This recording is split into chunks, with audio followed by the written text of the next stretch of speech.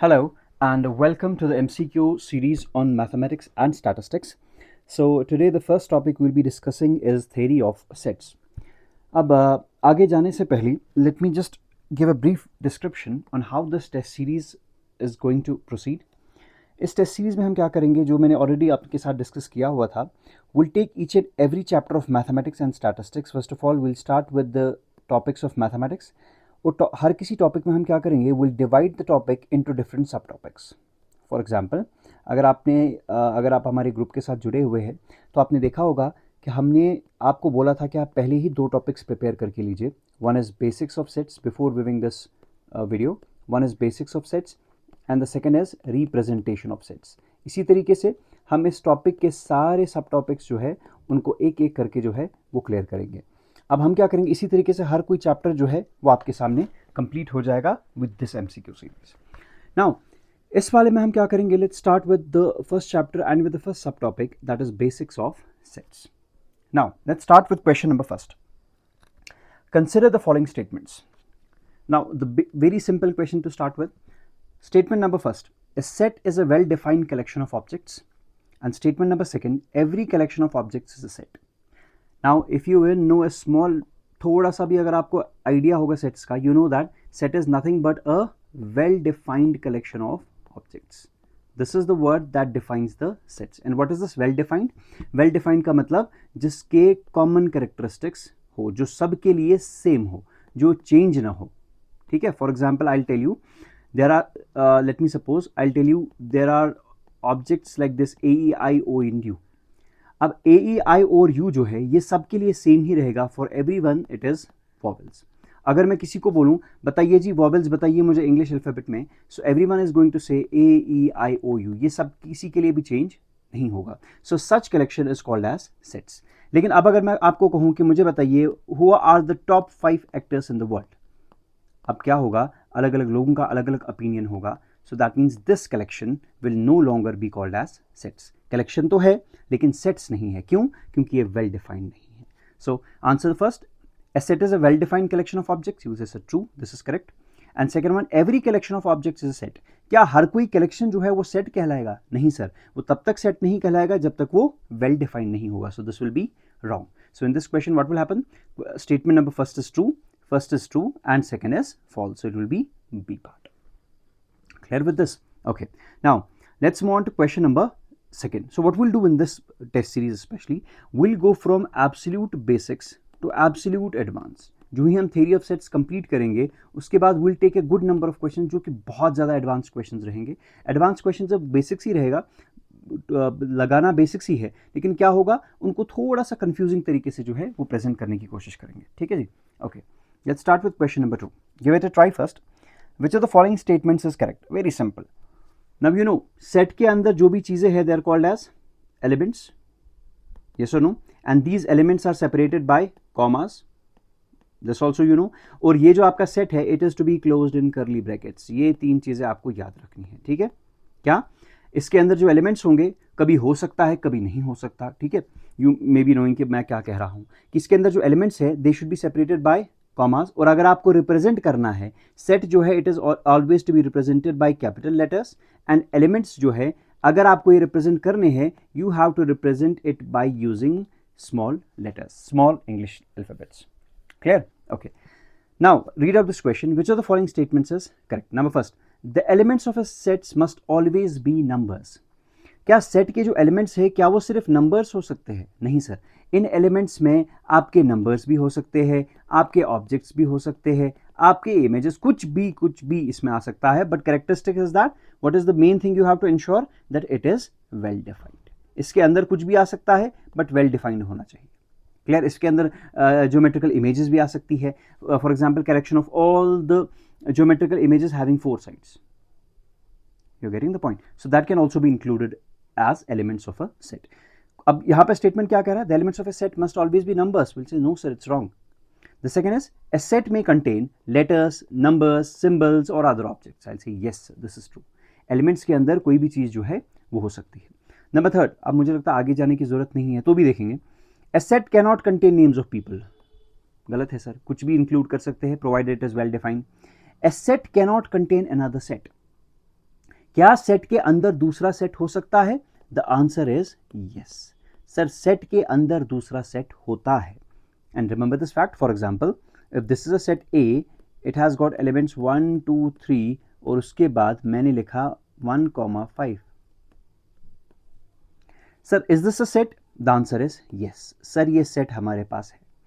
Sir आपको नहीं लगता इस सेट में ये वाला जो 1,5 एक दूसरा सेट बिठाया गया है? क्या ऐसा कर सकते हैं सर? बिल्कुल कर सकते हैं सर. सेट के अंदर जो है सेट डाल सकते हैं, लेकिन द मोमेंट सेट इसके अंदर हमने डाल दिया, it no longer becomes, it will no longer be called as a set in itself, it will be called as element of set A. element of set A.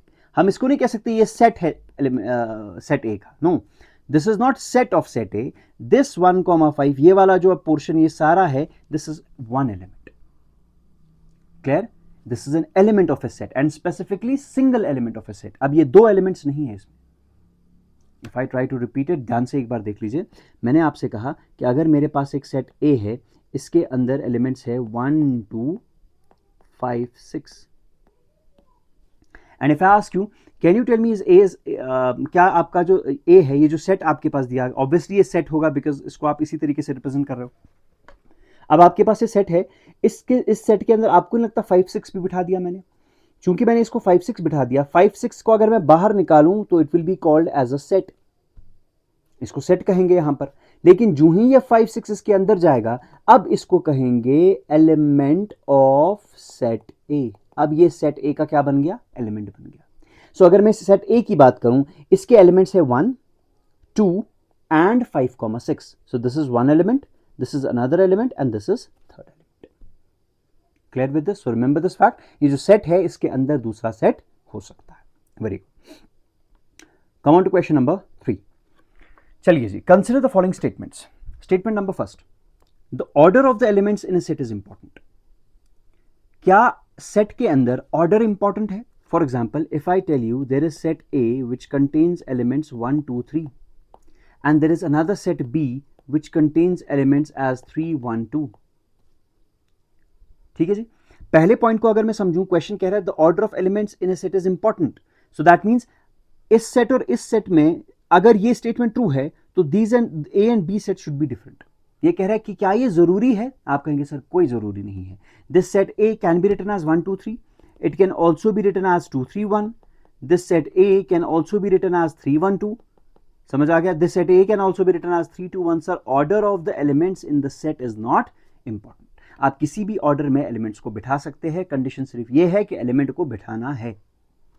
Clear? और अगर मैं इन दो sets की बात करूं, सर ये दोनों बराबर बराबर सेट्स है. जो सेट ए है वही आपका सेट बी भी है.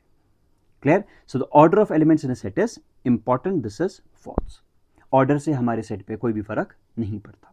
And if I take a look at statement number 2, it says repetition of elements does not change a set.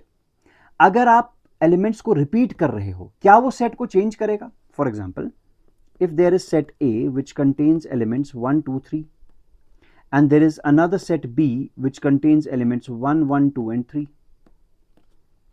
ठीक है? पहली बात, आपका repetition जो है वो आपके sets के अंदर allowed नहीं होता. एलिमेंट्स का रिपीटेशन सेट के अंदर अलाउड नहीं होता. अगर आपके पास ये वाला सेट है 1 1 2 3, सर आपने इसको गलत तरीके से लिखा है. इसको लिखने का सही तरीका जो है दैट इज एक्चुअली 1 2 बार है. नहीं सर, इसको एक ही बार लिखना पड़ेगा. आपके जो एलिमेंट्स है उनको हम सेट के अंदर रिपीट नहीं करते. You are getting the point? Elements को सेट के अंदर रिपीट नहीं करते. अब मुझे बताओ, रिपीटेशन ऑफ एलिमेंट्स, अगर मैं एलिमेंट्स को रिपीट करूं, it does not change the set. आप बोलोगे yes sir, it will not change the set. अगर आपका सेट ए है, इसमें 1 2 3 है, if I do repetition of the elements, if I do 3 3, will it change the set? आप बोलोगे no sir, this will not change the set. So repetition of element does not change the set. This is true. So the first statement is false and the second statement is true. Clear? समझ आ गया कि नहीं? Very good. Now let's move on to question number 4. चलिए जी, बहुत simple सवाल है, इसमें ज्यादा एक्सप्लेन करने की मुझे जरूरत नहीं है. Question says that every finite collection is a set. अगर आपके पास कोई भी फाइनाइट कलेक्शन है, क्या वो सेट कहलाएगा? अच्छा, मुझे लगता है स्टेटमेंट सेकंड आपको ज्यादा अच्छे से आएगा. Every well defined collection is a set. आप बोलोगे sir true. Every well defined collection is a set. हर कोई कलेक्शन है जो वेल डिफाइंड है उसको सेट कहलाएंगे। अब सेट कहलाने की कंडीशन क्या है sir? It should be well defined. Sir what about being finite और इनफाइनाइट? क्या फॉर एग्जांपल आप कह रहे हो वेल डिफाइंड, चलिए ठीक है डिफाइंड है, बट अगर वो कलेक्शन जो है वो फाइनाइट होगी या इनफाइनाइट नंबर ऑफ एलिमेंट्स होंगे, क्या उससे कोई फर्क पड़ेगा मुझे? The answer is no. समझ आ गया कि नहीं? Now the question says that every finite collection, जिस भी चीज को आप गिन सकते हो, किसी भी कलेक्शन जिसको आप गिन सकते हो, क्या उसको सेट कहलाएंगे? सर आप ये बात अपने दिमाग में रखिए कि सेट के लिए एक ही कंडीशन है, that the elements should be well defined. मुझे कोई फर्क नहीं पड़ता वो फाइनाइट है इनफाइनाइट है, मुझे कोई फर्क नहीं पड़ता, it just should be well defined. Whether it is well defined finite, क्या आप उसको गिन सकते हो, और it is well defined infinite, sir हमें दोनों से कोई फर्क नहीं पड़ता। So the question is every finite collection is a set? आप बोलोगे नहीं सर। अगर ऐसा होता है every finite well defined collection is a set? Yes sir. आप कलेक्शन के आगे वेल डिफाइंड लगाइए, मैं सेट कहूंगा, मुझे उससे कोई फर्क नहीं पड़ेगी आप फाइनाइट कहे या इनफाइनाइट कहे। So the first statement is false and the second one is true. समझ आ गया कि नहीं? Clear with this? Very good. Now see the question जो भी हम कर रहे हैं बहुत बेसिक है, बेसिक से हम आहिस्ता आहिस्ता थोड़े थोड़े कंफ्यूजन जहां उठने के चांसेस है उन चीजों को भी जो है हम क्लियर करेंगे। Now next question, a teacher says late A be the collection of all interesting books. पहले मुझे बताओ, ये जो टीचर इसको कह रही है कि इस ए में क्या आएंगे? इंटरेस्टिंग बुक्स आएंगे। क्या इंटरेस्टिंग बुक्स का कोई क्राइटेरिया है? क्या आप डिफाइन कर सकते हो कि इंटरेस्टिंग बुक्स किसे कहते हैं? क्या ये इंटरेस्टिंग बुक्स सबके लिए सेम रहेगा? आपके लिए सिंपल एक सवाल है, जब भी कोई कहेगा कि ये सेट कहलाएगा कि नहीं, आप बस एक चीज़ अपने आप से सवाल पूछिए, क्या ये चीज़ सबके लिए सेम होगा कि नहीं? अगर होगा इट्स अ सेट, अगर नहीं होगा it is not a set. Now collection of all interesting books, आपको सर नहीं। A student objects that A is not a set। अब स्टूडेंट भी जो है आप ही की तरह बिल्कुल सही कि स्टूडेंट कह रहा है कि भाई A सेट नहीं होगा। The students objection is based on the fact. मुझे बताइए स्टूडेंट ये ऑब्जेक्शन क्यों ला रहा है? Number first, books can not be elements of a set. Sir ये गलत है, क्योंकि हमने कहा एलिमेंट्स ऑफ सेट में कुछ भी आ सकता है। If you recall question number 1 और 2, 1 या 2 हमारा था कि क्या बुक्स आ सकता है? आप कहा सर कुछ भी आ सकता है, नंबर्स आ सकते हैं, बुक्स आ सकते हैं, पर्सन आ सकते हैं, जो आपकी मर्जी। The collection is infinite. Sir हमने कहा सेट जो है वो फाइनाइट भी हो सकता है और इनफाइनाइट भी हो सकता है, provided the collection is well defined. Sir ये भी गलत है आपका।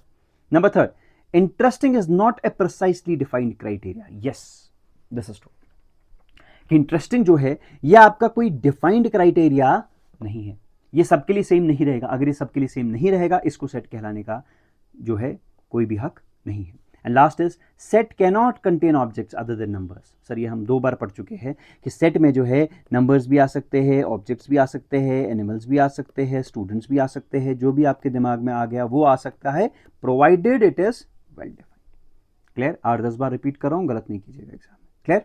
चलिए जी नेक्स्ट क्वेश्चन, क्वेश्चन नंबर 6। चलिए जी अब थोड़ी सी चीजें जो है मजेदार होने वाली है। चलिए, consider the following statements regarding the representation and characteristics of a set. We'll talk about 2 things. One is the representation of the sets and another is the characteristic of a set. Number first, a set is generally denoted by a capital English letter. Yes, आपका जो set जो हमने पहले ही discuss किया कि आपका जो set है it is always denoted by capital letters. यहां हमने डिस्कस किया था समवेयर यहां पे। Yes, capital letters, elements by small letters, करली ब्रैकेट, कॉमास, ठीक है, ये चीज हम डिस्कस कर चुके हैं। चलिए, a set is generally denoted by capital English letter. Yes sir. While its elements are represented by lower case letters, ये भी सही है, और other mathematical objects. Yes sir. आपके एलिमेंट्स जो है अगर आप रिप्रेजेंटेशनल पर्पस के लिए ला रहे हैं तो स्मॉल इंग्लिश अल्फाबेट के लेटर्स से, और अगर लिखना है कुछ ऑब्जेक्ट्स लाने हैं, नंबर्स लाने हैं, तो लिख लीजिए, कोई प्रॉब्लम नहीं। ठीक है जी, बट सेट को आपको किस तरीके से लिखना है? एक कैपिटल लेटर से रिप्रेजेंट करना है। द स्टेटमेंट फर्स्ट है second is correct, sorry. The elements of a set are enclosed with curly brackets, sir ये भी ठीक है, and separated by commas, sir already पढ़ चुके हैं, ज़्यादा इजी मत पूछिए हमसे। नेक्स्ट, अच्छा इसका बताइए ज़रा, there is set A, it has got elements A, B, C, A, B, C।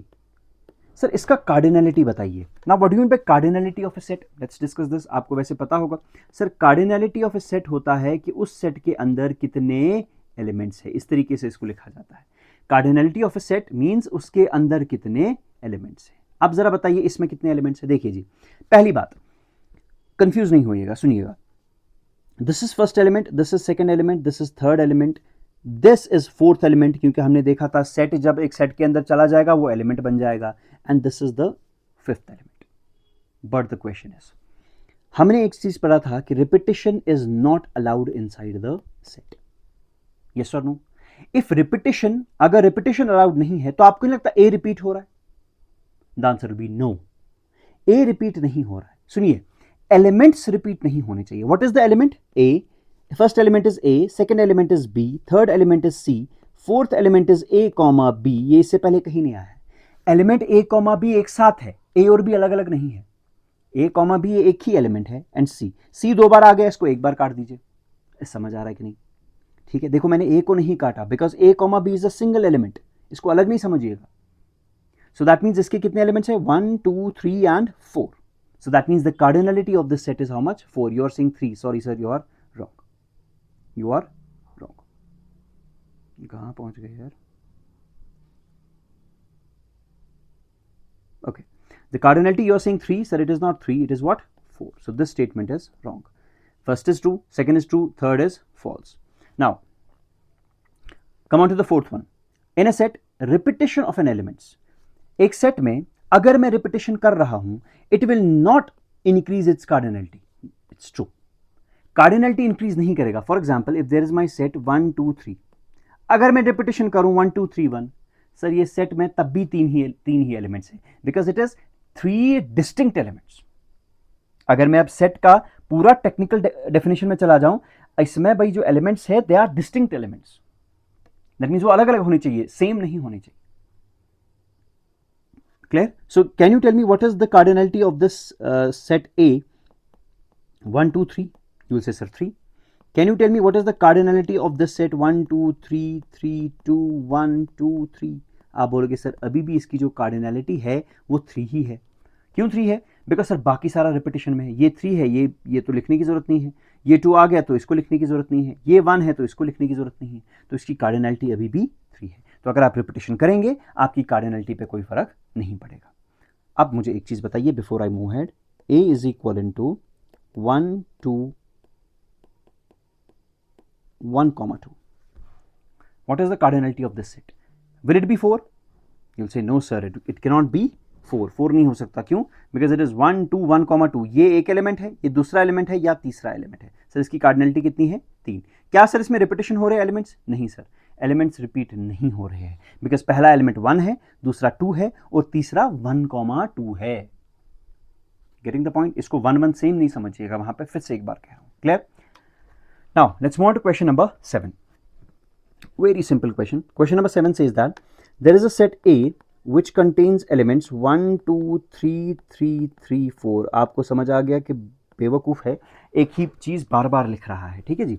Consider the following statements. The set contains 6 written entries. सुनिएगा ध्यान से, ज्यादा अपना दिमाग लगाने की जो है जरूरत नहीं है। लगाने की जरूरत है बट ज्यादा नहीं कि जैसे गलत हो जाए। क्वेश्चन कह रहा है कि 6 डिफरेंट एंट्री, डिफरेंट की बात इसने कहा 6 रिटन एंट्रीज है। क्या 6 एंट्रीज है? आप बोलोगे सर 1 2 3 4 5 6। हाँ जी सर, 6 एंट्रीज है तो सही 6 एंट्रीज, सही तो है, क्या गलत कहा? ठीक है, बट क्या ये 6 एंट्रीज डिस्टिंक्ट 6 एंट्रीज है? नहीं sir. Clear? Second statement, the set contains 4 distinct elements. इसमें 1 2 3 और 4। Yes sir, it contains 4 distinct elements. समझ आ गया कि नहीं? सर अगर आप बुरा ना माने, इसको एक्चुअली लिखने का तरीका ये है, a इज इक्वल टू 1 2 3 और 4। इसको सही तरीका लिखने का ये है, because element should be all distinct. So this is also true. Number third, the cardinality of a is 4। मतलब इस सेट की कार्डिनलिटी 4 है। आप बोलोगे यस 1 2 3 एंड 4। कार्डिनलिटी के टाइम पे सारे नहीं करना, हाँ डिस्टिंक्ट एंट्रीज के टाइम पे you can add. For example इसमें कितने डिस्टिंक्ट एंट्रीज है? यूल से 1 2 3 4 5 6। Sir 6 distinct entries. What about this one? Okay, what about the cardinality of the same set? Will you say 1 2 3 4 5 6? No sir. अगर आपको sir cardinality देखनी है, आपको क्या करना पड़ेगा? आपको सिर्फ हर कोई डिस्टिंक्ट एलिमेंट्स देखने पड़ेंगे कितने हैं। So I can also say cardinality of a set means number of distinct elements. उसमें कितने डिस्टिंक्ट एलिमेंट्स है, वही चीज उसकी क्या बन जाएगी सर? कार्डिनलिटी बन जाएगी। So the cardinality of set A is 4. This is also true. समझ आ गया? Okay. Next, repetition of 3 increases the cardinality. Sir अब हमें समझ आ गया. आप 3 को अगर और एक बार भी लिखोगे ना अपनी तसल्ली के लिए, 1 2 3 3 3 4 ऐसे था ना, आप और 2 बार भी 3 लिखोगे, सर इसकी जो कार्डिनैलिटी है वो तब भी क्या रहेगी? 4 ही रहेगी इसकी कार्डिनैलिटी. हाँ, distinct entries is going to change, but cardinality जो है वो सेम ही रहेगी. So in this is wrong. Repetition of 3 increases the cardinality. It will not increase the cardinality. So repetition of the elements in a set is not going to increase the cardinality. So first, second and third are true. So C part will be correct answer. Clear? Okay. Question number 8. चलिए जी, बहुत simple है. फिर से मुझे लगता है इसमें कोई प्रॉब्लम होनी चाहिए. There is a set which contains A, B, A, B. Just tell me how many elements it has. सुनिएगा, जब मैं elements के बारे में बात करूं, here I am talking about the elements of the set. Yes or no? Yes or no? चलिए जी, X में बताइए कितने elements है. This is first element, this is second element and this is third element. ऐसा नहीं करना A 2 बार है, B 2 बार है, नहीं. इसकी कार्डिनैलिटी 2 होगी. नहीं सर, 2 नहीं होगा. इसकी कार्डिनैलिटी 1 2 3 होगी. Sir this is distinct. समझ आ गया? A सेम नहीं है यहाँ पर. अगर A B ब्रैकेट में है तो ये बिल्कुल अलग बन गया. हाँ, अगर मैं आपके सामने ऐसे रखूं A B A A comma B A, tell me what is the cardinality of this set. See, you'll say 1 2, ये दो सेम है, इसकी जगह एक ही लिखेंगे. This is 3 and this is 4. So the cardinality of this set will be how much? 4. Clear हो गया? समझ आ गया? चलिए जी, बहुत सिंपल है. So this was these questions were based on what? The basics of sets. जो बिल्कुल बेसिक्स जो है उसमें सेट्स थे. अब जो है थोड़ा सा चीजें सीखने को आएंगी. That is the representation of the sets. मुझे लगता है आपको शायद क्या पता होनी चाहिए, पढ़ा भी है कि भाई दो तरीके होते हैं रिप्रेजेंट करने के सेट्स के. यस और no? What is the first one? That's called as set builder form. One is the set builder form and the second one is the roster form. Clear sir?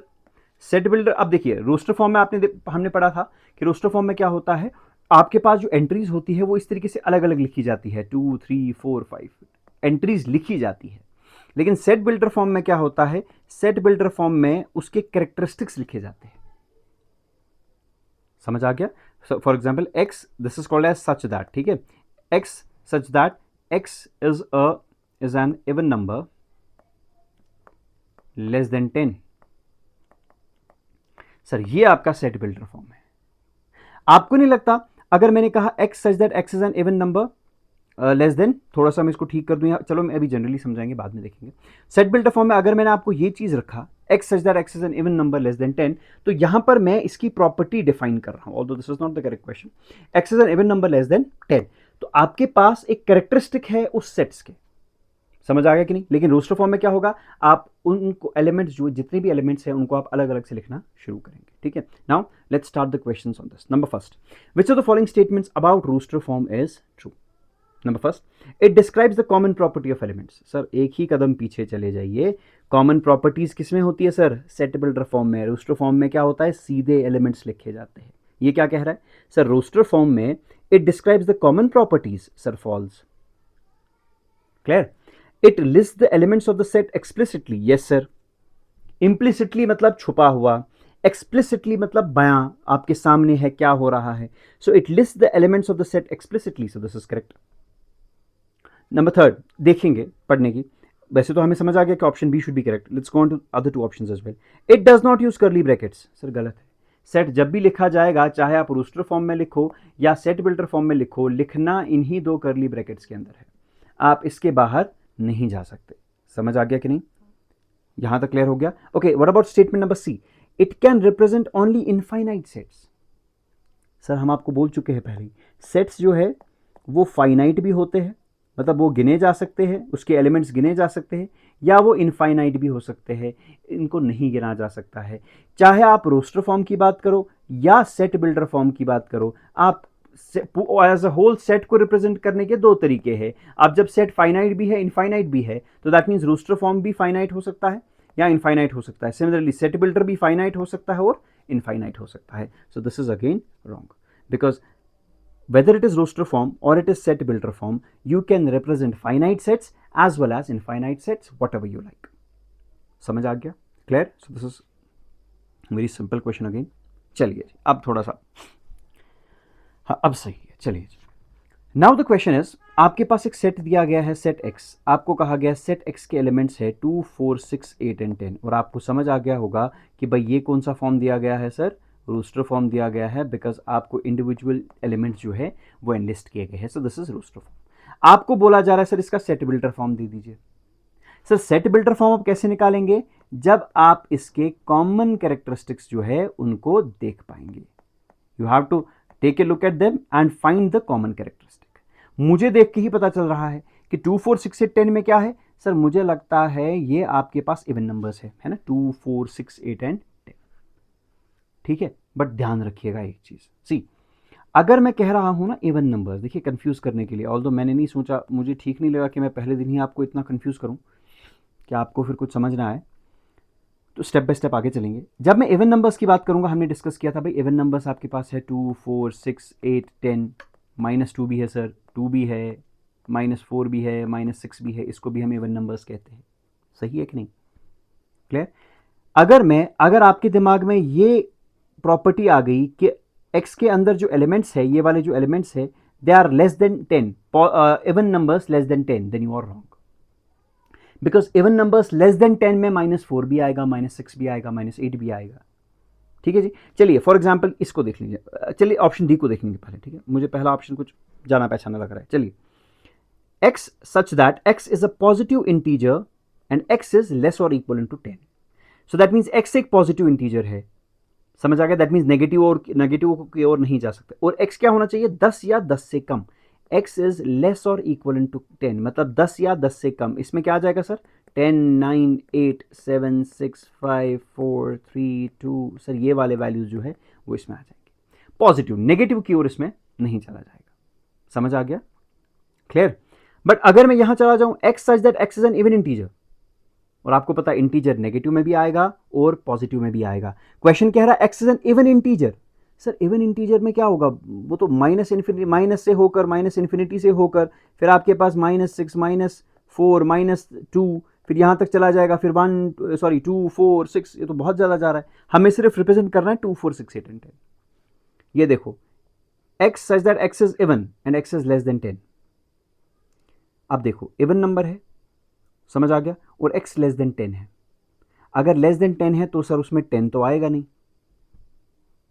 सुनिएगा, अगर less than और equal to 10 है, so that means 10 will be included. But ये कह रहा है less than 10, मतलब 10 तो आएगा नहीं, 10 तो मुझे लाना ही लाना है यहां पर. And if I take a look at the first option, sir x such that x is a positive even integer. देखिए पॉजिटिव भी आ गया, दैट मीन्स नेगेटिव में नहीं जाएगा, इवन भी आ गया और इंटीजर भी आ गया. अब पॉजिटिव इवन इंटीजर 10 या 10 से कम, मतलब 10, 8, 6, 4, 2, और ये आपके जो है क्या बन के आ गया सर, ये आपका बन के आ गया 2, 4, 6, 8. देखिए चाहे मैं लिखूं 10, 8, 6, 4, 2, यहां मैं लिखूं 2, 4, 6, 8 10, sir order does not matter. Sir this is the answer of this question. Clear हो गया? तो ध्यान से सुनिएगा, इस क्वेश्चन में क्या, ये बहुत इंपॉर्टेंट है, इसके ऊपर मैं आपको एमसीक्यूज दे दूंगा. ठीक है, we will discuss them separately. ठीक है, जिसमें आपको सेट बिल्डर से रूस्टर फॉर्म की ओर जो है कन्वर्ट करना होगा. Will study more questions as well as we move ahead. ठीक है, चलिए next question, which of the following represents the same set. अब देखो इसको छोड़ दीजिए, इसको अभी नहीं देखना है आपको. मुझे बताइए, आपको पता है जब भी आपके पास कुछ नंबर्स होते हैं और कुछ नंबर्स को लिखने का तरीका होता है. फॉर एग्जाम्पल इफ आई से z, it means what, it means integers. ठीक है, लेक्चर में इसको बहुत अच्छे से मैंने डिफाइन किया है कि कौन सा क्या चीज़ है, इंटीजर्स किसे कहते हैं, रैशनल किसे कहते हैं, रैशनल किसे कहते हैं. ठीक है, तो उसको देख लीजिएगा एक बार. ठीक है, बिकॉज अगर वो यहाँ डिस्कस करने बैठूँ तो बहुत ज़्यादा टाइम लगेगा. ठीक है, n is what, n represents what, natural numbers. क्या हुआ हमने डिस्कस. ठीक है, क्योंकि आपके क्वेश्चन में ऐसे हमेशा आ जाता है x such that x belongs to z, so that means sir इसमें इंटीजर्स आएंगे. इंटीजर्स मतलब -इन्फिनिटी से लेकर +इन्फिनिटी तक सारे वैल्यूज इंटीजर्स कहलाते हैं. नेचुरल नंबर्स कहेंगे नहीं सर, फिर आपके वैल्यूज आएंगे 1, 2, 3, 4, 5, 6 एंड सो ऑन.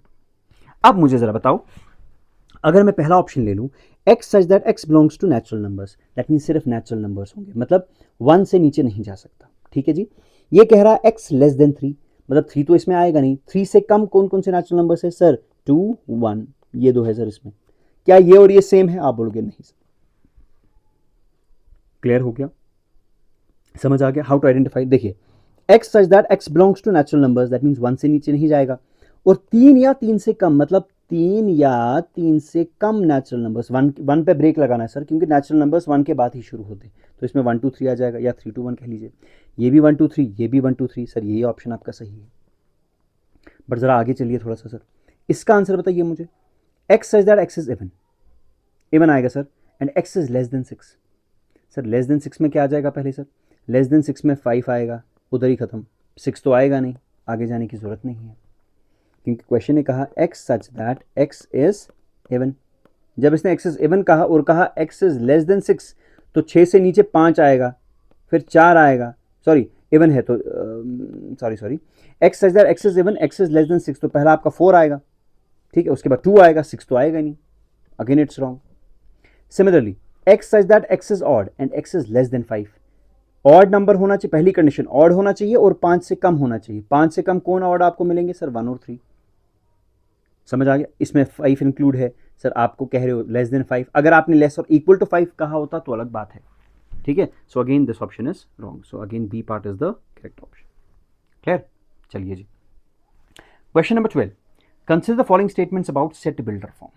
अब देखिए, सेट बिल्डर फॉर्म आपने दो मेथड्स पढ़े थे, रोस्टर और set builder form. Set builder form में क्या होता है सर? कॉमन प्रॉपर्टी को आप इस्तेमाल करते हैं।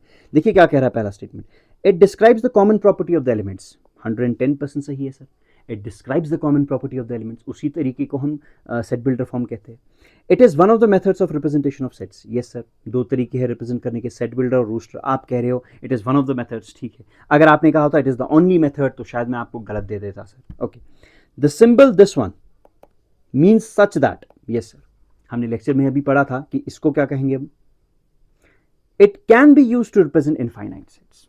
चलिए जी, इट कैन बी यूज। देखिए, अगर इसने कहा होता it is use, now understand this, अगर इसने स्टेटमेंट कहा होता it is used, it is only used to represent infinite sets, ये खाली हम इनफाइनाइट सेट्स को रिप्रेजेंट करने के लिए यूज करते हैं, गलत। हमने पहले ही देखा, हमने कहा सर आप दोनों में से कोई भी तरीका देख लीजिए, आप रोस्टर फॉर्म देख लीजिए, सेट बिल्डर फॉर्म देख लीजिए, ये सेट को रिप्रेजेंट करने का तरीका है, और सेट आपका फाइनाइट भी हो सकता है, इनफाइनाइट भी हो सकता है। So that means roster form से आप दोनों तरीके रिप्रेजेंट कर सकते हो, सेट बिल्डर से भी आप दोनों तरीके जो है वो रिप्रेजेंट कर सकते हो।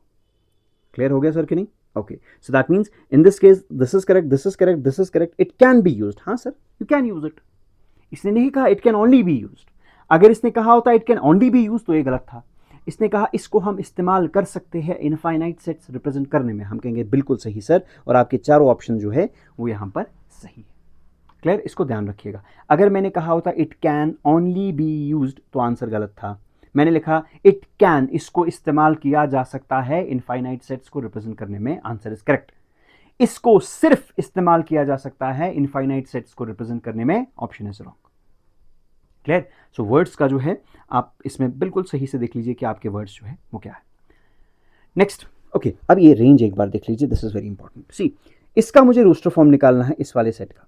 क्वेश्चन क्या है? x is a set such that x belongs to natural numbers. x belongs to natural, that means इसमें नेचुरल नंबर्स आएंगे such that 2 less than x less और equal to 8। So this will give you the range. ये आपको क्या दे देगा sir? Range देगा। Now see what happens, x जो है इसकी एक्चुअली दो चीजें हैं, दो इनइक्वालिटीज को मिलाया हुआ है। One is this one and other is this one. समझ आ गया? अब अगर आप इसको खाली देखेंगे x ग्रेटर देन 2, अगर मैं सिर्फ इस पहले वाले को देखूं x ग्रेटर देन 2, इसका मतलब 2 से बड़े जितने भी n मतलब नेचुरल नंबर्स है वो सारे आ जाएंगे। तो इसका तो कोई अता पता ही नहीं है। 2 3 4 5 सॉरी 2 से बड़ा मतलब 3 4 5 6 7 8 9 10 कहां तक चल, इन्फिनिटी तक चला जाएगा। x लेस और इक्वल टू 8, 8 और 8 से कम, लेकिन क्या कंडीशन क्या है? Natural numbers. अगर मैं सिर्फ इसको देखूं x मतलब x belongs to natural numbers, x is less और इक्वल टू 8, सर इसमें वैल्यूज आ जाएंगे 8 7 6 5 4 3 2 1। 1 की जगह ब्रेक लगाना पड़ेगा, क्योंकि क्या है सर आपके पास नेचुरल नंबर्स है। और अगर मैं पहली कंडीशन को देखूं x ग्रेटर देन 2, 2 ऐसे लिखूँ या ऐसे लिखूँ कोई फ़र्क नहीं पड़ेगा, ठीक है। पर ये देख लीजिए इसका जो मुंह है ना, इसके एक्स की तरफ खुलना चाहिए। चलिए, x greater than 2 that means 2 से बड़ा, 2 नहीं 2 से बड़ा, 2 होता तो ग्रेटर देन होता। X greater than 2 that means 3 4 5 6। Sir इस पर कोई ब्रेक नहीं लग रहा, जा रहा पता नहीं कहाँ, इन्फिनिटी तक जाएगा। इसीलिए हमने रेंज को लाया। रेंज क्या कहेगा, 2 लेस देन एक्स लेस और इक्वल टू 8। मतलब एक्स का ऐसा वैल्यू होना चाहिए कि एक्स का वैल्यू 2 से बड़ा होना चाहिए। 2 से बड़ा मतलब 3 4 5। सर इधर भी ध्यान रखिए, 8 या 8 से कम कोई बात नहीं सर, 6 7 8। ये लीजिए सर 8 या 8 से कम। सो आप आंसर इज 3 4 5 6 7 8। समझ आ गया किस तरीके से करना है? बहुत सिंपल है, ध्यान रखिएगा। अच्छा, अगर मैं आपको ऐसे कहूँ 3 लेस और इक्वल टू एक्स लेस और इक्वल टू 5, सर इसमें क्या वैल्यूज आएंगे? आप कहेंगे सर 3 या 3 से बड़ा, मतलब 3 4 5, या x जो है वो छोटा है 5 से, 5 या 5 से छोटा, सर 3 4 5 आएगा इसमें। समझ आ गया? x इज लेस और इक्वल टू 5, 5 या 5 से कम, 3 या 3 से ज्यादा, तो सर 3 4 5 आ जाएगा। और अगर मैं ऐसे लिखूं 3 less than x less then 5, sir x जो है 5 से कम होना चाहिए, 5 नहीं 5 से कम, तो क्या आ जाएगा 4, पहला वैल्यू 4। और 3 या 3 से ज्यादा वो भी 4। सर इसमें एक ही एलिमेंट है सर, ये लीजिए, इट कंटेन्स ओनली 4। तो इसको जो है एक बार ध्यान से देखिएगा। Okay, next question, question number 14, which set builder form represents exactly the set. अब मुझे बताइए, अब मैंने आपको रोस्टर फॉर्म दे दिया, आप मुझे बताओ कौन सा इन चारों में से ऑप्शन है। सुनिएगा ध्यान से, इसको देखिएगा। यह आपके पास रोस्टर फॉर्म दिया है, आपको जी सेट बिल्डर फॉर्म जो है वो बनाना है। इसका आप देखिए किस तरीके से बनाएंगे, हम ऑप्शंस को इवैल्यूएट करेंगे। लाइए जी इसको इधर, नेचुरल नंबर्स है, शाबाश। एक्स का वैल्यू कहां से है, 3 या 3 से कम और -3 या उससे ज्यादा। सो दैट मीन्स 3 या 3 से कम मतलब 3 2 1 0। ब्रेक कहां पे लगानी है सर, -3 -2 -1 0। ये लीजिए सर, ये पहला ऑप्शन है। मुझे तो यही तो चाहिए मेरे हिसाब से फिलहाल के लिए। जो sorry sorry sorry sorry sorry जो गलती आपको एग्जाम में नहीं करनी है वो मैं आपके सामने कर बैठा।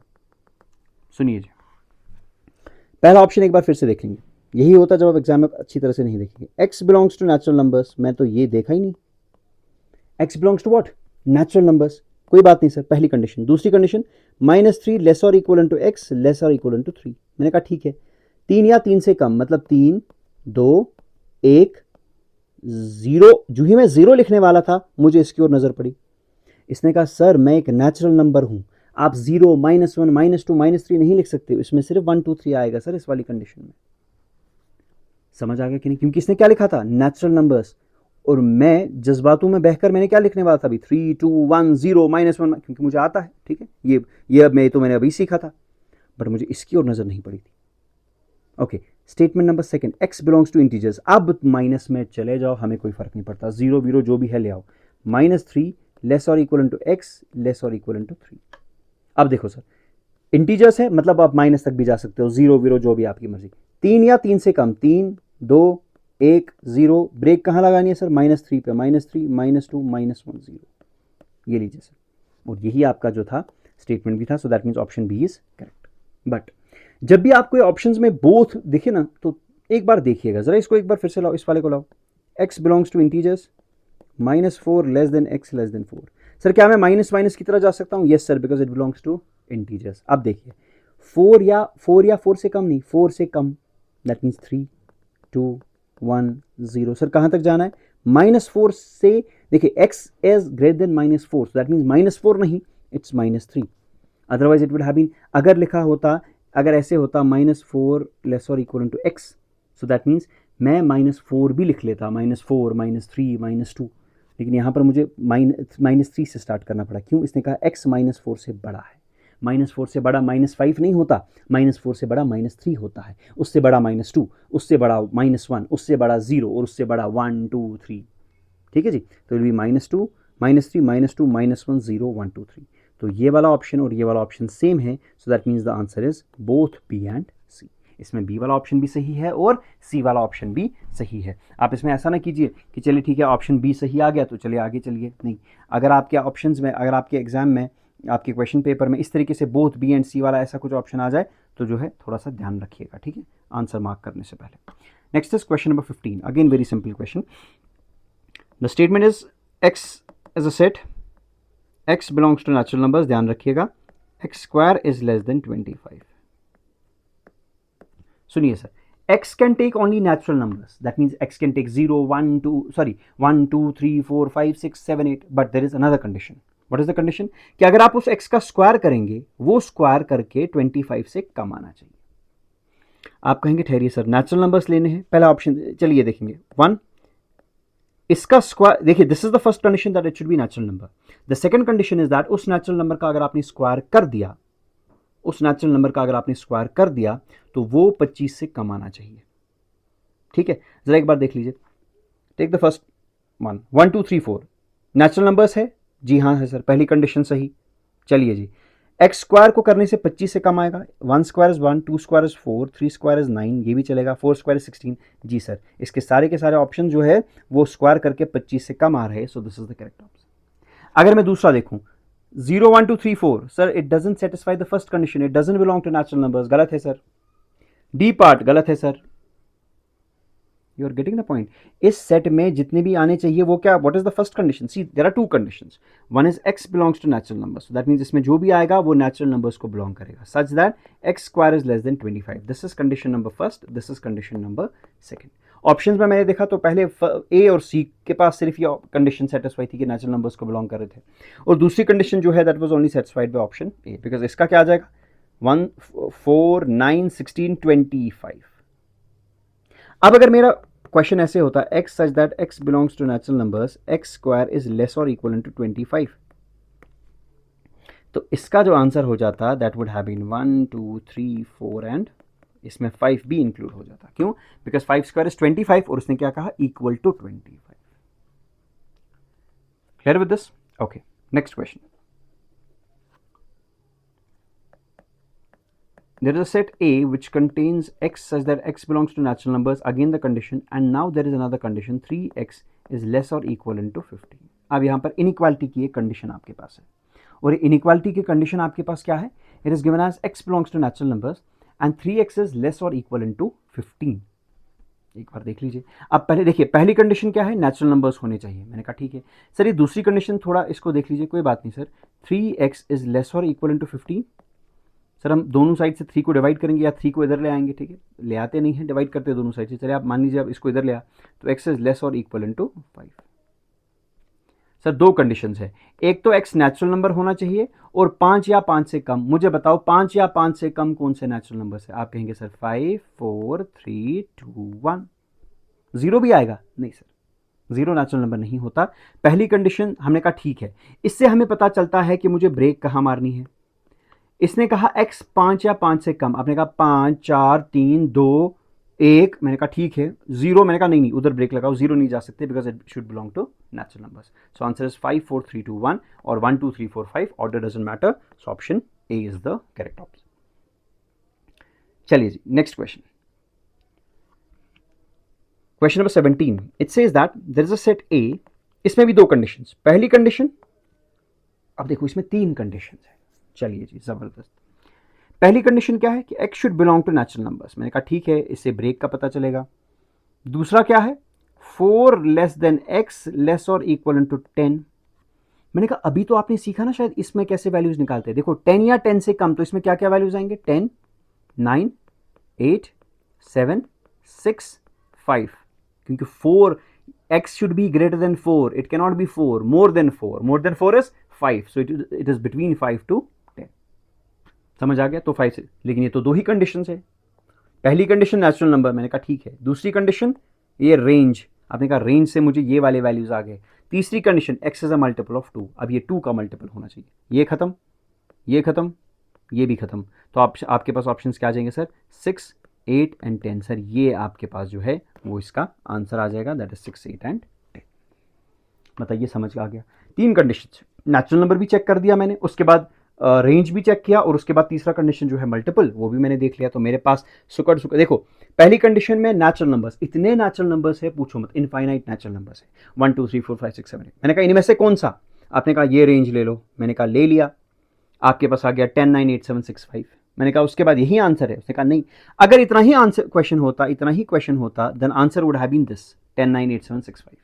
But there is third condition, and what is the third condition? That it should be a multiple of 2, और मल्टीपल ऑफ 2 काट दीजिए, बचा क्या? 6, 8, 10, that's your answer sir. Clear? Next question number 18,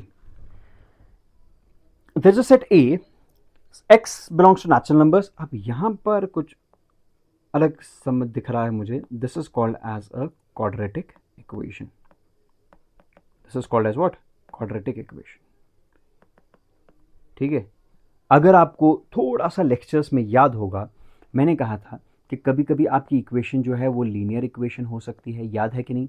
linear equation जो है it is always a straight line, याद है? Horizontal, vertical, along the x axis, along the y axis. उसके बाद हमने कहा था कि कभी कभी हमारे पास क्वाड्रेटिक भी होती है, और क्वाड्रेटिक की शेप क्या होती है सर? इट इज़ पैराबोला, या तो ऐसे ऊपर की तरह होगा या नीचे की तरह होगा, depending upon the value of this, sorry, depending upon the sign of the x square. चलिए, चूंकि क्वाड्रेटिक आपके सिलेबस में नहीं है, but no one can stop your examiner from giving this question. पूछ सकता है ना, ये बन गया ना? तो इसको एक बार थोड़ा सा देखेंगे कि किस तरीके से सॉल्व करना है। वैसे ट्रिक की जरूरत नहीं है, बहुत सिंपल चीजें हैं। ठीक है, सिंपल देखो क्या है, x square minus 5x plus 6 is equal to 0। Simple मैं आपको बता दूं, अगर लीनियर इक्वेशन है, सुनिएगा, अगर लीनियर इक्वेशन है तो आपके पास वैल्यू एक होगा, मतलब कुछ ना कुछ वैल्यू होगा या कोई वैल्यू नहीं होगा, मैक्सिमम वन वैल्यू होगा। क्वाड्रेटिक इक्वेशन है तो मैक्सिमम टू वैल्यूज होंगे। क्यों? क्योंकि आपका ये जो ग्राफ है, इस पे ये जो क्वाड्रेटिक इक्वेशन होती है, ये आपके ग्राफ को दो जगहों पर काटती है, which is the answer of your equation. जहां जहां पर ये एक्स एक्सिस को काटेगा, that will be the answer of your equation. अब वो छोड़ दीजिए, फिलहाल के लिए मुझे इसकी वैल्यूज इसका आंसर निकालना होगा इस इक्वेशन का, और उसको हम टेक्निकली क्या कहते हैं? We call it the roots of quadratic equation. If someone can help me to remind, हमें क्या करेंगे? I will have a small video on this quadratic equation, जिसमें हम रूट्स निकालना सीखेंगे, क्योंकि कभी कभी रूट्स स्क्वायर रूट में भी आते हैं, कभी कभी बहुत सिंपल इक्वेशन नहीं होती है, तो वहां पर may be anything can happen. ठीक है, तो एक बार सीख लेंगे, ज़्यादा से ज़्यादा 10-15 मिनट का वीडियो बन जाएगा। So just remind me if union can help me. ठीक है, okay, now as of now अभी हम देखेंगे कि इस तरीके से करना है। X square minus 5x plus 6, कुछ नहीं करना है। देखो क्या करना है, ये 6 है, इसके आगे क्या है? 1। 6 इंटू 1 कितना हो गया? 6। समझ आ रहा है कि नहीं? साइन वाइन लेके सब मल्टीप्लाई करो, ये 6 है, आगे प्लस है, ठीक है सर, और यहां पर क्या है? 1 है, कोई बात नहीं है। एक तो इन दो को मल्टीप्लाई करो। मुझे क्या करने हैं? I have to choose two numbers, ऐसे दो नंबर्स जिनका प्रोडक्ट क्या होगा? This into this, that is 6, और जिनका सम, जिनको जोड़ने के बाद ये आएगा, that is -5। Remember, along with this. Sir दो नंबर्स ऐसे चूज करो जिनको मल्टीप्लाई करने से 6 आएगा और सम करने से, ऐड करने से -5 आएगा।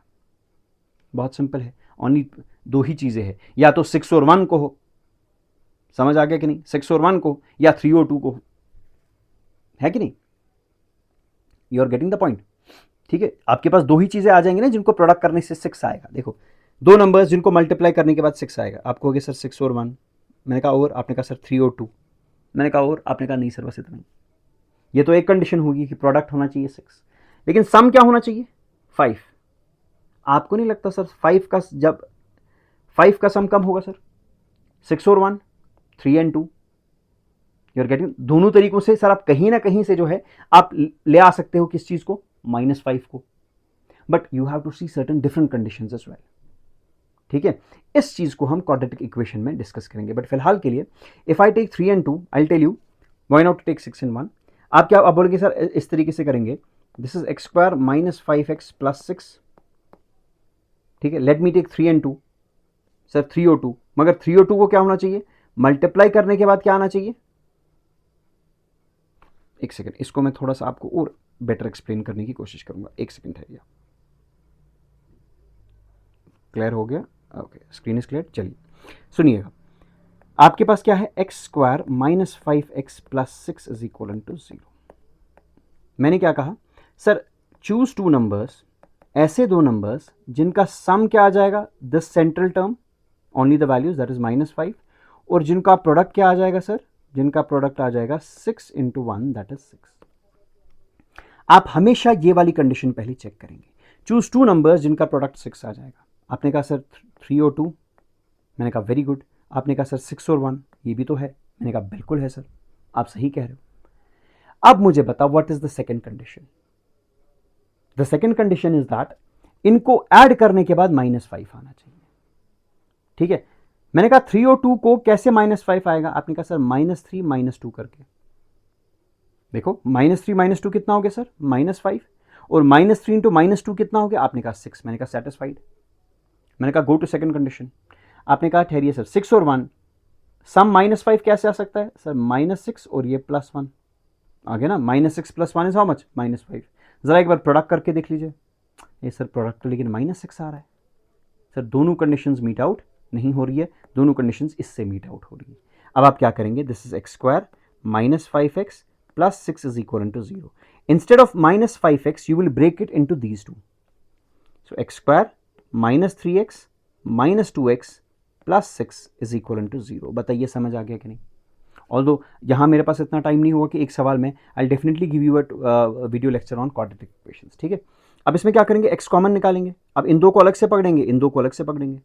इसमें x common that is x -3, और इसमें -2 common that is x - is equal to 0। तो अगर मैं इनको क्लब करूं, x -3 common, so will be x -3 into x -2 is equal to 0। अब मुझे बताओ दो चीजों का प्रोडक्ट 0 कब हो सकता है, जब दोनों में से एक 0 हो। तो या तो ये 0 होगा या ये 0 होगा। अगर x -3 0 होगा, इसका मतलब x 3 के बराबर होगा, और अगर x -2 0 के बराबर होगा, इसका मतलब x किसके बराबर होगा, 2 के बराबर।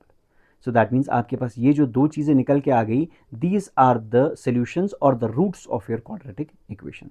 सो 2, 3 are the roots of your quadratic equation. समझ आ गया? I am telling you once again, do remind me कि अगर ऐसा क्वेश्चन आ गया, will comprehensively solve all the questions on quadratic equation. कभी कभी इसका आंसर √3 निकल जाता है, तो √3 आप इस तरीके से, इस लॉजिक से नहीं निकाल पाएंगे जो लॉजिक मैं अभी कह रहा हूँ, निकाल पाएंगे but be very difficult for you to evaluate that, ठीक है। ओके जी, चलिए next question, question number 19। X, तीन कंडीशंस, फिर से तीन की दो, तीन। X belongs to natural numbers, इसको एप्सिलॉन, इसको बिलोंग्स कहते हैं। क्या कहते हैं सर, बिलोंग्स कहते हैं, ठीक है। पहली कंडीशन नेचुरल नंबर, मैंने कहा नेचुरल नंबर 1 2 3 4 5 6 गिनते जाओ। Second condition, x is a factor of 24। Sir what do you mean by factor of 24? Sir I will tell you what is factor of 24। Factor of 24 means 24 किन किन number से divide होगा, उसको factor कहेंगे। 1, हाँ जी sir, 2 ये भी होगा, 3 4 6 4 are 24, 8 3 are 24, 12 2 are 24, 21 1 is 24। ये लीजिए sir, they are all factors of 24। so what is factor of 24? factor of 24 means all the numbers जो 24 को डिवाइड कर सके, 1 2 3 4 5 6। ये तो दूसरी कंडीशन है। And what is the third condition? x should be greater than 3। Greater than 3, greater और equal to 3 नहीं कहा, ग्रेटर देन 3 कहा, मतलब 3 से बड़ा बड़ा, मतलब ये भी खत्म, ये भी खत्म, ये भी खत्म। So you are left with 4 6 8 12 and 24। 4 6 8 12 and 24। So that means this is my correct answer. Clear? तो या तो दो ऑप्शंस होंगे, सॉरी दो कंडीशंस होंगी या तीन कंडीशंस होंगी। इस क्वेश्चन में फिर से हमारे पास कितनी कंडीशंस थी? तीन condition. In this question you are having two inequalities. See, देखिए x belongs to z, now z is integers, -4 less और equal to x² -1 less than 8। अब देखिए इस क्वेश्चन को कैसे करेंगे, ठीक है। अब अगर कुछ स्टूडेंट्स को लग रहा है कि ये क्वाड्रेटिक इक्वेशन है, दे आर रॉन्ग, ठीक है। क्वाड्रेटिक इक्वेशन में आपको एक x² मिलेगा, एक x मिलेगा और एक कांस्टेंट मिलेगा, ठीक है। और यहाँ पर दो इनइक्वालिटीज है, ठीक है। Now see how to do this. It actually they are two inequalities, this is the first one and this is the second one. See, the first one is -4 less or equal to x² -1, and the second one is this part, x² -1 is less than 8। जिस तरीके से आपको इससे पहले दिया गया था ना, दो कंडीशंस दिए जाते थे, इसी तरीके से ये दो कंडीशंस दिए जाएंगे। फिर आप इन दो कंडीशंस को मिलाएंगे, इनमें जो दोनों में कॉमन रहेगा ना, मतलब जो दोनों में सही होगा, that will be your answer. इस तरीके से आपने यहाँ पर किया था, फॉर एग्जाम्पल ओके यहाँ पे मैंने वो कर दिया था, चलो आंसर इसमें रिमूव हो गया, वैसे भी आपने देख लिया था। जैसे आपने यहाँ देखा था, पहली कंडीशन, दूसरी कंडीशन और तीसरी condition. Similarly you will be having three conditions. First condition is this and second condition is this. जरा मुझे बताओ इसमें कैसे करेंगे। देखिए इस वन को यहाँ से ले आएंगे, तो विल बी -4 इज लेस और एक सेकेंड, -4 इस वन को यहाँ लाया, +1 इज लेस और equal to x², or I can say x² is greater than or equal to -3. This is the first condition. But remember, x has to take the values from integers. x के values कहाँ से आएंगे, integers से। Integers से मतलब minus infinity से लेकर 0 1 2 फिर कहाँ तक चला जाएगा, प्लस इन्फिनिटी की। इसमें से कोई भी वैल्यू आ सकता है। और दूसरी कंडीशन अगर हम देखें, that is x square is less then 9, ये 8 यहाँ 1 यहाँ जाएगा, 8 + 1 = 9। अब हमें देखना है इन दोनों में से ऐसी कौन से वैल्यूज़ है जो सब्सटीट्यूट जो रादर जो सेटिस्फाई करेंगे। अब देख लीजिए, पहला है x square should be greater than -3। मतलब x में आप कोई भी वैल्यू डाल दो, वो बड़ा होना चाहिए -3 से। सुनिए सर, जब भी आप किसी भी इंटीजर का स्क्वायर करें, जब भी आप किसी भी इंटीजर का स्क्वायर करें, चाहे वो नेगेटिव इंटीजर का स्क्वायर हो, चाहे वो पॉजिटिव इंटीजर का स्क्वायर हो, आपका आंसर हमेशा 0 से ज्यादा ही आएगा, और in other words it will always be positive. समझ आ गया? ये कह रहा है कि कंडीशन पहली क्या है, एक्स स्क्वायर जो है वो ग्रेटर और इक्वल टू -3 होना चाहिए। सर वो हमेशा होगा। आप कोई भी इंटीजर ले लीजिए, आप -8 ले लीजिए, -8 का स्क्वायर है 64, सर ग्रेटर और इक्वल टू 64। तो ऑल्दो ये कंडीशन तो दी गई है, लेकिन ऐसा कोई भी इंटीजर नहीं है जो इसको सेटिस्फाई नहीं करेगा, because square of every integer will be greater और इक्वल टू -3, क्योंकि हमेशा square of N integer is a positive value. ये बोल रहा है वो -3 से बड़ा होना चाहिए, सर हमेशा होगा। ये कह रहा है कि मेरी ओर से कोई भी रुकावट नहीं है। अब इसकी ओर चले जाएंगे, ये कह रहा है x को स्क्वायर करने से 9 से कम का वैल्यू आना चाहिए। अब देख लीजिए, अगर मैं पॉजिटिव साइड देखिए x का वैल्यू, अब देखिए इसमें किस तरीके से देखना होता है, एक बार देख लीजिए। क्योंकि x जो है वो इंटीजर है, तो वो माइनस में भी वैल्यू ले सकता है, प्लस में भी वैल्यू ले सकता है। आप यहां पर देख लीजिए, 9 हमारे पास कब आएगा, जब 3 का स्क्वायर होगा, फिर चाहे वो -3 का स्क्वायर हो या +3 का स्क्वायर हो। बट ये कह रहा है 9 से कम आना चाहिए। सो दैट मीन्स अगर मैं -3 ले लेता, -3 का स्क्वायर 9 आएगा, बट ये कह रहा है 9 से कम, so the values will be -2। इसका स्क्वायर -2 का स्क्वायर इज 4, एक्सेप्टेड। ये तो हमेशा एक्सेप्ट हर किसी जगह कर रहा है। -1 का स्क्वायर इज 1, चलेगा सर। 0 का स्क्वायर इज, इसी तरीके से 1 का स्क्वायर, 2 का स्क्वायर। 3 में यहां नहीं लिख सकता, बिकॉज अगर मैंने 3 लिखा, 3 स्क्वायर इज 9। ये कह रहा है एक्स को स्क्वायर करने से 9 से छोटा आना चाहिए, तो 3 यहां पर नहीं आएगा। So this will be the roster form of this set builder form. Clear हो गया कि नहीं? किस तरीके से जब आपके पास दो कंडीशंस होगी, पहली कंडीशन देखो, इससे कोई रुकावट तो नहीं है। अगर इससे कोई भी रुकावट नहीं है तो कोई प्रॉब्लम नहीं है। अगर इससे कोई रुकावट है, जिस तरीके से यहां पर था, x is a factor of 24, ठीक है, तो 24 के फैक्टर्स आ गए, तो आपने कहा सर 24 के फैक्टर्स कौन सा आएगा, 1 2 3 4 8 6 12 24। ये एक कंडीशन थी। देखो x belongs to natural numbers कितने सारे थे, उसमें से सिर्फ ये आ गए आपकी सेकंड कंडीशन को पढ़ते पढ़ते। लेकिन जब आप थर्ड कंडीशन पे आ गए, तो ये भी गया, ये भी गया, ये भी गया, आपके पास सिर्फ ये वैल्यूज आ गए। This is the answer. Same is the way in this question. Clear? Okay, let's move to the next question. फिर से वही, अब आपको ये आना चाहिए। देखिए बताइए पहली कंडीशन क्या है, 2x - 3। वीडियो को रोकिए, इस क्वेश्चन को पहले कीजिएगा। 2x - 3 is less then 7। और दूसरी कंडीशन क्या है, पहले फर्स्ट और सेकंड, फिर सेकंड और थर्ड। सेकंड और थर्ड क्या है, 7 इज लेस और इक्वल टू x + 2। कर दीजिए इसको solve. 2x is less then 7, यहां से 3 इधर की ओर आ जाएगा, 7 + 3। सो 2x is less than 10 and x is less than 10 divided by 2, that is 5। ये पहला चीज। अब इसको सॉल्व कीजिए सर, ये आ जाएगा, ये 2 इधर की तरह चला जाएगा। So that is 5 is less और इक्वल टू x, और यू कैन से x इज ग्रेटर और इक्वल टू 5। अब देखो ये क्या कंडीशन कह रहा है, ये कह रहा है कि 5 से कम होना चाहिए। दैट मीन 4 3 2 1 बस, क्योंकि नेचुरल नंबर्स की ओर है ना।